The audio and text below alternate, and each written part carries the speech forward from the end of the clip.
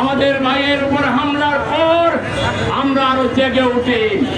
আমরা জুলাই যোদ্ধারা আরো ঐক্যবদ্ধ হয়ে ফ্যাসিবাদের বিরুদ্ধে আমরা হুঙ্কার ছড়ে দেব। আমরা পরিষ্কার বলতে চাই, আমার ভাই আহত হওয়ার পরে কর্নেরা আর নিরাপদ থাকতে পারবে না। তাদেরকে আমরা আইনের আওতায় আনবো ইনশাআল্লাহ। সবাইকে আজকের মিছিল সফল করার জন্য আন্তরিক শুভেচ্ছা এবং ধন্যবাদ জানিয়ে এখন আমাদের যে নির্ধারিত কর্মসূচি কৃষিবিদ ইনস্টিটিউশনে, সেখানে সবাইকে চলে যাওয়ার জন্য আহ্বান জানাচ্ছি। দ্রুত আমরা রাস্তা ছেড়ে দিয়ে